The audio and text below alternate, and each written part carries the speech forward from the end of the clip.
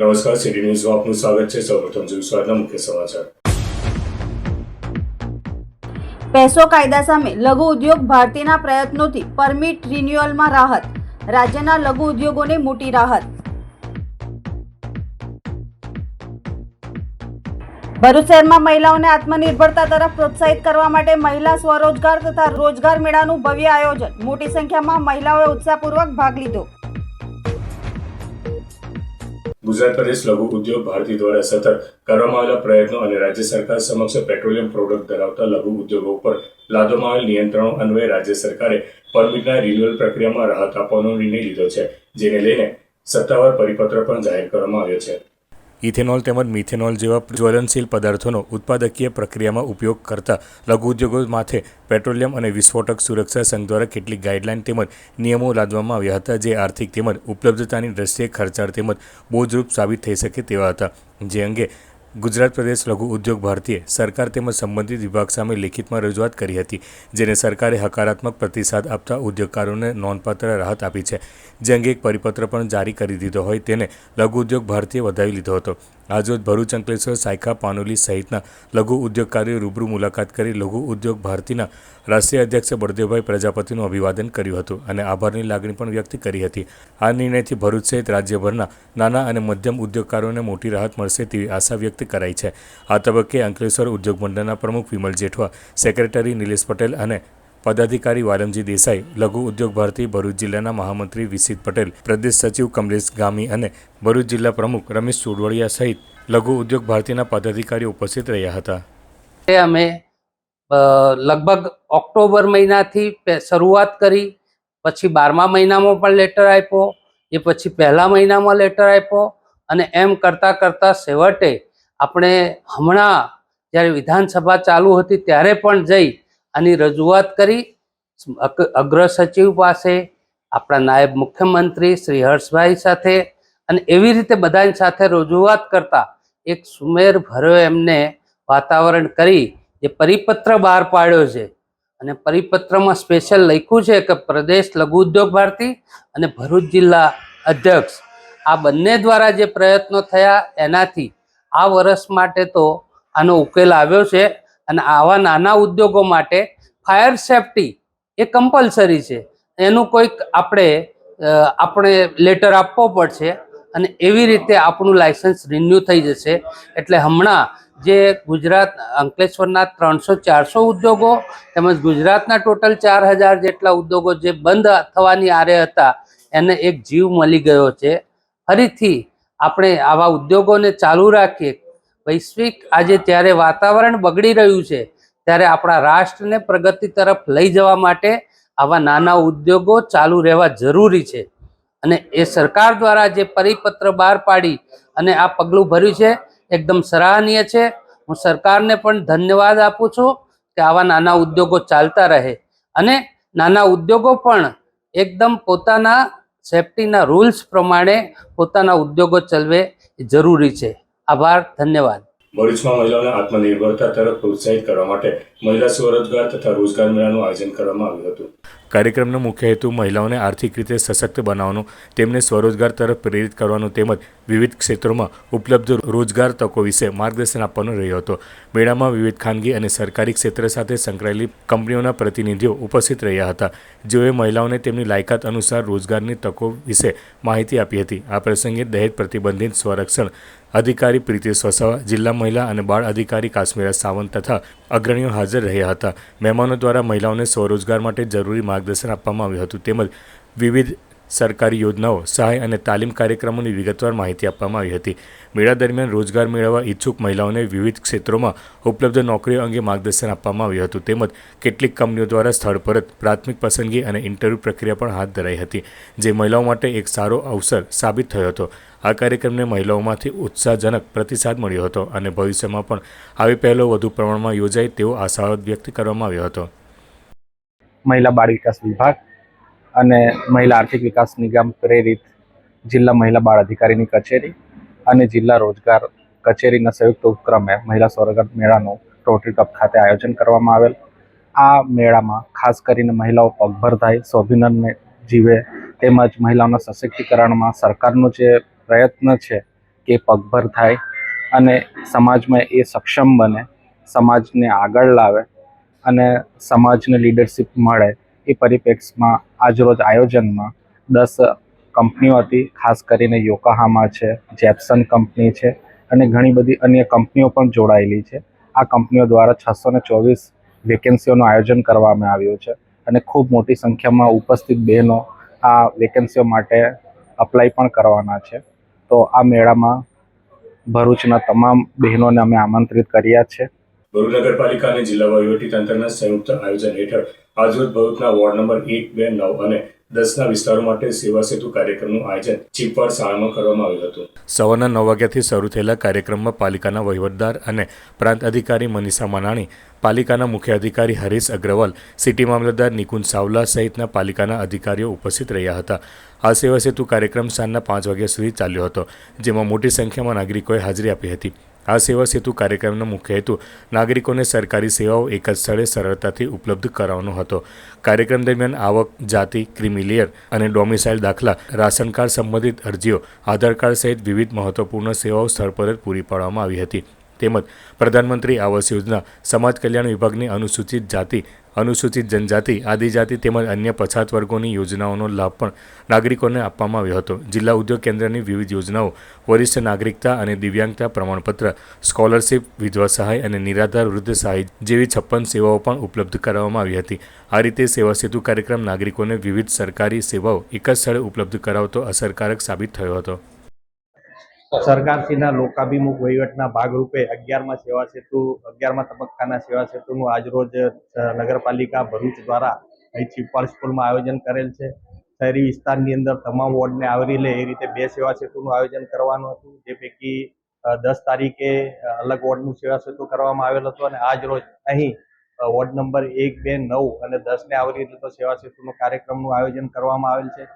સરકારશ્રીના જુદા જુદા વિભાગોની સેવાઓ એક જ જગ્યાએ મળી રહે એ પ્રકારનું આયોજન એ કરવામાં આવેલ છે. સવારે 9:30 કલાકથી સેવા સેતુનું કાર્યક્રમ ચાલુ કરવામાં આવેલ છે અને એમાં મોટી સંખ્યામાં અહીં અરજદારો એનો લાભ લઈ રહેલ છે.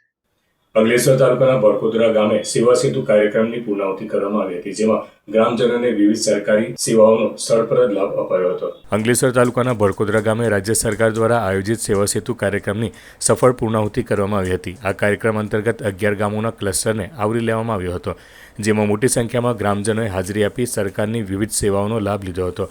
આ સેવા સેતુ કાર્યક્રમમાં સરકારના વિવિધ વિભાગોની કુલ 56 જેટલી સેવાઓ એક જ સ્થળે ઉપલબ્ધ કરવામાં આવી હતી, જેના કારણે ગ્રામજનોને સરકારી કચેરીઓના ધક્કા ખાવા પડ્યા વગર જ જરૂરી સેવાઓ સરળતાથી પ્રાપ્ત થઈ શકી હતી. કાર્યક્રમ દરમિયાન મામલતદાર રાજન વસાવા, જિલ્લા ભાજપના મહામંત્રી પરેશ પટેલ તથા ગામના સરપંચ સપના વસાવા સહિત અનેક આગેવાનો ઉપસ્થિત રહ્યા હતા. તારીખ 7 માર્ચથી શરૂ થયેલા સેવા સેતુ 2.0 કાર્યક્રમ દરમિયાન અંકલેશ્વર તાલુકા અને શહેરમાં કુલ 51,000 જેટલી અરજીઓનો હકારાત્મક રીતે નિકાલ કરવામાં આવ્યો હતો. સેવા સેતુ પ્રોગ્રામ જે સરકારનો સમન્વય જનતા સાથે સીધો થાય, એક પુલ જેવો પુલ બને અને ગરીબ જનતા, મધ્યમ વર્ગ જનતા સરકાર સાથે સીધા સંપર્કમાં આવે એ રીતના આ કાર્યક્રમ રાખવામાં આવ્યો છે, જેમાં આરોગ્યની ટીમ દ્વારા એમની ચિંતા કરવામાં આવે છે. આરોગ્યની દરેક યોજનાઓ એમના સુધી પહોંચાડવામાં આવી છે. એ જ રીતે અમારા ખેડૂત મિત્રો માટે ગ્રામ સેવકો અહીંયા ઉપલબ્ધ છે અને એના માટે ઘણી બધી યોજનાઓ જેમ કે એગ્રીકલ્ચર દવાઓથી લઈને તાર ફેન્સિંગ, જે ખેતરમાં જાનવરો બધા આવે છે એને રોકવા માટે તાર ફેન્સિંગની વ્યવસ્થા, એવી ઘણી બધી યોજનાઓ આજે આ તબક્કે અહીંયાથી આપવામાં આવે છે. અને ત્યારબાદ વાત કરું આવકના દાખલા, જાતિના દાખલા, આ બધી સુવિધાઓ અહીંયાથી આપવામાં આવી છે આજે. અને સરસ મજાની વાત કે આપણા અંકલેશ્વર તાલુકા કક્ષાનો કાર્યક્રમ છેલ્લી 7 તારીખથી અવિરત ચાલુ હતો.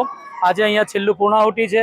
બરકોદરા ગામે સેવા સેતુ કાર્યક્રમનું આયોજન કરવામાં આવેલું છે, જેમાં ક્લસ્ટર મુજબ 11 ગામ આવરી લેવામાં આવેલા છે અને સરકારશ્રીના વિવિધ સંકલન સમિતિના અધિકારીઓ, વિવિધ વિભાગોના સેવાઓ આજે અહીંયા ગ્રામજનોને આપવામાં આવશે અને 55 જેટલી સેવાઓ આવરી લેવામાં આવેલી છે. પાલેર મુકામે હિઝ હોલીનેસ ખ્વાજા સૈયદ ફરીદુદ્દીન મોટામિયા ચિશ્તી સાહેબના ઉર્સની ઉજવણી કરાઈ હતી. મોટામિયા માંગરોળની ઐતિહાસિક ગાદી પર વર્ષ 1957થી 2001 સુધીના દીર્ઘકાળ દરમિયાન એકમાત્ર અધિકૃત પરંપરાગત સજ્જાદાનસીન ગાદીપતિ તરીકે સેવા આપનાર મહાન સંત હિઝ હોલીનેસ ખ્વાજા ફરીદુદ્દીન મોટામિયા ચિશ્તીનો વાર્ષિક ઉર્સ દર વર્ષે પાલેદ મુકામે 27મા રમઝાનના દિવસે ઉજવવામાં આવે છે અને ઇફતારીનું આયોજન કરી કોમી એકતાનું ઉદાહરણ પૂરું પાડવામાં આવે છે. હિઝ હોલીનેસ ખ્વાજા સૈયદ મોટામિયા ચિશ્તી ત્રીજા પછી હિઝ હોલીનેસ ખ્વાજા સૈયદ નિઝામુદ્દીન મોટામિયા ચિશ્તી ગાદી પર આવ્યા. ત્યારબાદ વંશ પરંપરાગત વિશેષ પરંપરા મુજબ વર્ષ 1957માં હિઝ હોલીનેસ ખ્વાજા સૈયદ ફરીદુદ્દીન મોટામિયા ચિશ્તી સૌની વિશેષ હાજરીમાં વિધિવત રીતે પરંપરાગત ગાદીપતિ બન્યા હતા. સાદગીભર્યું સમગ્ર જીવન નિરાધારોની સેવામાં પસાર કરી ગાદીના માનવીય સિદ્ધાંતો ઘેર ઘેર ગાઈ પાડો માનવતા અને એકતાનો સંદેશ દેશ સહિત વિદેશોમાં પહોંચાડ્યો હતો. ખૂબ ઉચ્ચ શિક્ષણ પ્રાપ્ત કર્યું હોય વિવિધ ભાષાઓ પર તેઓ અનોખું પ્રભુત્વ ધરાવતા હતા.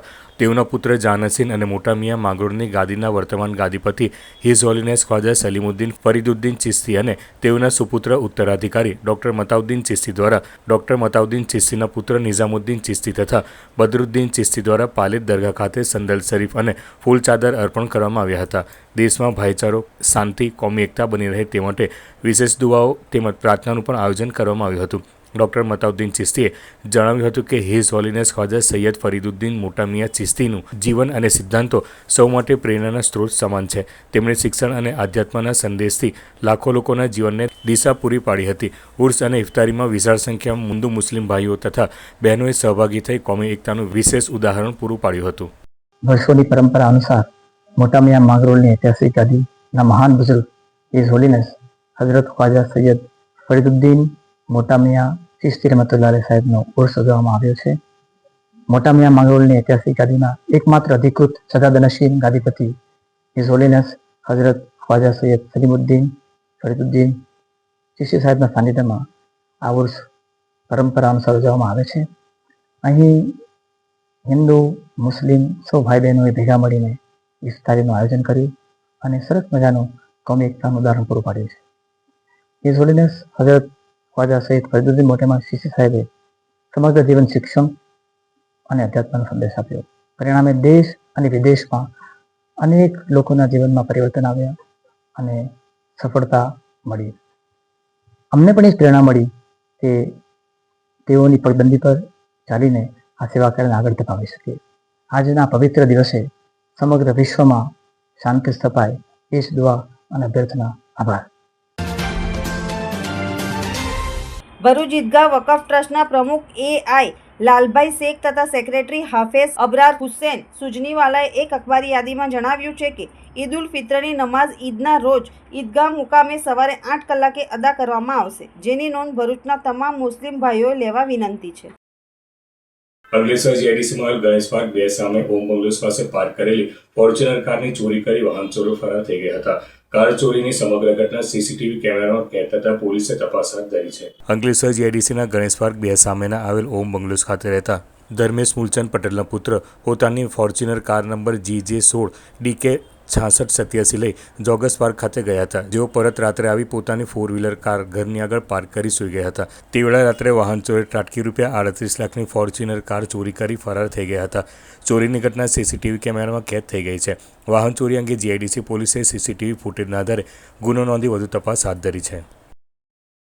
કરજણમાં આવેલી સૈયદનગર સોસાયટી ખાતે કરજણ નગરપાલિકા વોર્ડ નંબર 9ના કોર્પોરેટર મોહમ્મદભાઈ સિંધી દ્વારા ઇફતારીનું આયોજન કરવામાં આવ્યું હતું. પવિત્ર રમઝાન માસના 27મા રોજા નિમિત્તે આયોજિત આ કાર્યક્રમમાં મુસ્લિમ બિરાદરો સાથે અન્ય ધર્મના આગેવાનો અને સ્થાનિક નાગરિકોને પણ આમંત્રિત કરાયા હતા. મંગળવારે સાંજે સૂર્યાસ્ત બાદ રોજેદારોએ ખજૂર, ફ્રૂટ અને શરબતથી રોજો ખોલ્યો હતો. કાર્યક્રમ દરમિયાન કોમી એકતા, ભાઈચારો અને સામાજિક સૌહાર્દનો સુંદર સંદેશ પ્રસર્યો હતો. આ પ્રસંગે કરજણ નગરપાલિકાના સભ્યો તેમજ અગ્રણી આગેવાનો મોટી સંખ્યામાં ઉપસ્થિત રહ્યા હતા. મોહમ્મદભાઈ સિંધી સામાજિક અને રાજકીય ક્ષેત્રે તેમની અવિરત સેવાઓ માટે કરજણ નગરમાં સુવિખ્યાત થયા છે. આજરોજ નબીપુર ખાતે નબીપુર કુમાર શાળા ખાતે સેવા સેતુ ગ્રામ્ય બીજા તબક્કાનું આયોજન હાથ ધરાયું હતું. જેમાં આધાર કાર્ડ, જાતિનો દાખલો, આવકનો દાખલો, ration card, Ayushman card, Ganga સ્વરૂપ આર્થિક સહાય, વિધવા પેન્શન યોજના, વહાલી દીકરી યોજના, રાષ્ટ્રીય કુટુંબ સહાય યોજના, નિરાધાર વૃદ્ધ સહાય યોજના, ઇન્દિરા ગાંધી રાષ્ટ્રીય વૃદ્ધ સહાય યોજના તથા મેડિકલ હેલ્થ ચેકઅપ જેવા કામો કરાયા હતા. આ સેવા સેતુમાં નબીપુર ઉપરાંત બોરી, કરગટ, જંગાર, ઉમરા, અસુરિયા, હલદરવા, સેગવા અને બંબુસરના ગ્રામજનોએ લાભ લીધો હતો. નબીપુર ગ્રામ પંચાયતના ડેપ્યુટી સરપંચ, સભ્યો, નબીપુરના તલાટીઓ, કુમારશાળા નબીપુરનું સ્ટાફગણ અને ગ્રામજનો ઉપસ્થિત રહ્યા હતા. કાર્યક્રમનો લાભ બહોળા પ્રમાણમાં લોકોએ લીધો હતો. ભરૂચ અંકલેશ્વર શહેરી વિકાસ સત્તામંડળ ભરૂચના ચેરમેન અને કલેક્ટર ભરૂચના અધ્યક્ષસ્થાને ગતરોજ યોજાયેલ બોર્ડ બેઠકમાં બોર્ડ દ્વારા વર્ષ 2026-27 માટે ₹203.86 કરોડનું બજેટ મંજૂર કરવામાં આવ્યું છે. બોડા વિસ્તારમાં મહેસૂલી આવક ₹30.54 કરોડ. આ ઉપરાંત અન્ય ફંડ દ્વારા પણ ₹31 કરોડ આવકનું લક્ષ્ય આપવામાં આવ્યું તથા આ બજેટમાં ભરૂચ અને અંકલેશ્વર વિસ્તારમાં સર્વાંગી વિકાસ અને નગરજનોની સુવિધામાં વધારો થઈ શકે તે માટે રસ્તાઓના નવીનીકરણ માટે 160.95 કરોડ, તળાવના નવીનીકરણ માટે 19.45 કરોડ, ભરૂચ અંકલેશ્વર વિસ્તારના મહત્વના જંકશનને રોડ સેફટી મુજબ ડેવલપમેન્ટ કાર્ય માટે ₹3.87 કરોડ તથા ડીપી વિસ્તારમાં રસ્તાઓ, સ્ટ્રીટ લાઇટની કામગીરી માટે 6.16 કરોડના કામોને બજેટમાં સમાવેશ કરવામાં આવ્યું તેમ ભરૂચ અંકલેશ્વર શહેરી વિકાસ સત્તામંડળ ભરૂચ તરફથી મળેલી એક અખબારી યાદીમાં જણાવવામાં આવ્યું હતું. અંતમાં મુખ્ય સમાચાર પર ફરી એક નજર. પેસો કાયદા સામે લઘુ ઉદ્યોગ ભારતીના પ્રયત્નોથી પરમિટ રિન્યુઅલમાં રાહત. રાજ્યના લઘુ ઉદ્યોગોને મોટી રાહત. ભરૂચ શહેરમાં મહિલાઓને આત્મનિર્ભરતા તરફ પ્રોત્સાહિત કરવા માટે મહિલા સ્વરોજગાર તથા રોજગાર મેળાનું ભવ્ય આયોજન. મોટી સંખ્યામાં મહિલાઓએ ઉત્સાહપૂર્વક ભાગ લીધો. તો આ હતા સિટી ન્યૂઝ. આવતીકાલે ફરી મળીશું નવા સમાચાર સાથે. નમસ્કાર.